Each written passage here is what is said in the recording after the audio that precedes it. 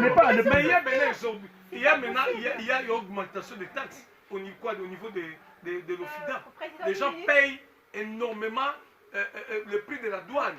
Ils ont majoré les prix de la douane par rapport à JIC.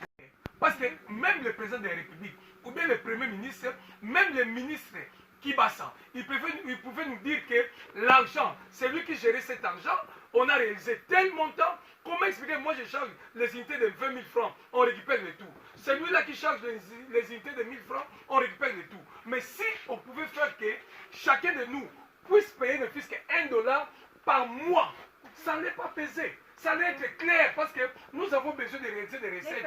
Mais dans quelle manière de procéder à tout ça? Parce qu'au jour d'aujourd'hui, moi je sais bien que si on gagnait par mois les minimums, c'était 70 millions de dollars. 70 millions.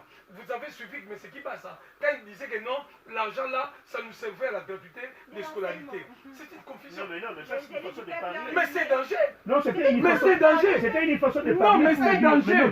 La manière. Et puis lui-même l'a dit que moi, c'est pas moi qui gère ça. Vous demandez au premier ministre. L'impôt et les taxes. C'était les plans là. Parce qu'on gère l'impôt et les taxes au niveau des Gérard ou bien au niveau de la DGI. Mais qui gérait ça? C'est ça la réalité. Et puis en réalité, si dans le jour d'aujourd'hui, on pouvait suspendre que non, désormais, à partir du 1er mars, il n'y aura pas ça. Il fallait le premier président de la République ou bien le premier ministre puisse demander d'abord pardon auprès de la population congolaise. Non, mais parce que, oui, mais l'argent est canalisé. L'argent est canalisé. Qui gérait? L'argent, ça se trouve où? Ne relève pas du gouvernement Sama, relève depuis le gouvernement Matata, Tibala. Mais ce n'était pas applicable. Ce n'était pas applicable. C'était pas applicable. Parce que la manière. Et la taxe existait dans la nomenclature de notre pays. La taxe. Madame, je vous informe que c'est le ministre qui est sa attribution à les finances étrangères qui est en charge d'affecter les impôts ou les taxes. Donc, les individus, les simples individus ne sont pas habilités à connaître tout ce qu'on a fait avec ces taxes-là. Mais oui, vous n'avez pas droit à poser cette question-là. Pourquoi on perçoit des taxes? Vous avez dans les gouvernements les ministres des Pourquoi on perçoit des taxes? Vous avez des ministres qui ne s'attribuent à les finances. Celui qui est habilité à les impôts prélevés ou les taxes qui sont prélevées, ils sont capables de servir à financer les routes et les autres. Nous, alors, Madame Bra, nous les simples individus, nous n'avons pas l'obligation de dire. Non. Qu'est-ce qu'on a fait avec ça? Mais non. Mais c'est nous les souverains.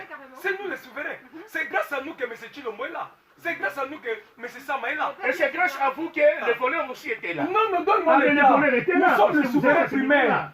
Nous sommes des souverains primaires.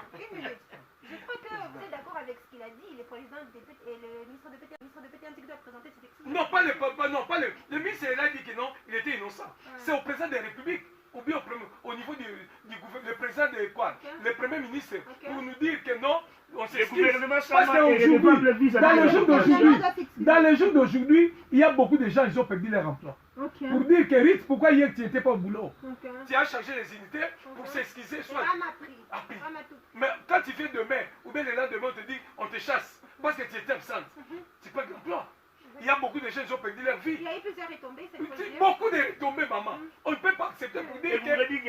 On ne peut pas accepter que pour nous dire directement que. Mais pour le premier, c'est s'acharner à des retombées négatives. Mais il faut se prendre des retombées positives. Il y en a. Quand je vous dis que je suis désolé, je suis contre la suppression de cette taxe-là, n'est-ce pas ici? Je vous dis ça, c'est privé. Le gouvernement pousse les pays, n'est-ce pas, ici, à l'endettement extérieur. Et l'endettement, n'est-ce pas, qui est contacté aujourd'hui, ce sont les impôts de demain. Ça signifie réellement que non, nous ne serons pas en mesure de rembourser, alors nous allons maintenant augmenter, encore créer encore de nouvelles taxes pour permettre à nous d'accord de renflouer les trésors publics et assurer les engagements financiers internationaux. Mais ça sera une corde en cours.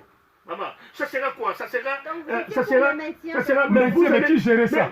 Qui gérait la population? Qui gérait ça? La gestion de cet argent, président. Je vous dis vraiment qu'il y a au gouvernement, il y a un ministre qui a des attributions à les finances. Mais le ministre était clair. C'est celui qui sait très bien et qui saura que les impôts qui sont prélevés au Katanga ou à l'Équateur ou soit au Kasaï servira à financer les routes au Bas-Congo et les autres. L'affectation de ça, ce n'est pas à nous, de simples individus à demander qu'est-ce que vous savez faire de cet argent-là. Mais qu'est-ce qu'alors, dans ce cas-là, quand vous voulez savoir qu'est-ce qu'on a fait de cet argent-là, alors, mais ça dit vous devez savoir qu'est-ce qu'on fait avec les impôts, les taxes. Oui.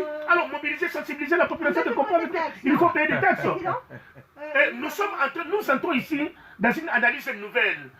la gouvernance financière internationale nécessite, oblige les différents pays, aujourd'hui, président, de procéder, n'est-ce pas, ici, à mobiliser des ressources internes pour essayer de faire ce qu'on appelle l'inversion des modes de financement. Donc, ça dit que finir les dettes, la dette pose de sérieux problèmes dans les pays en fait de développement. Et ça devient d'office un élément qui freine d'office le développement d'accord des différentes nations. Alors, il faut alléger. C'est l'une des raisons pour laquelle ils ont développé des mécanismes d'allègement de la dette, d'annulation de la dette, de raisonnement de la dette, tous ces mécanismes d'aménagement des conditions de remboursement, c'est pour permettre que les pays-là sortent d'accord du bourbier du barrage.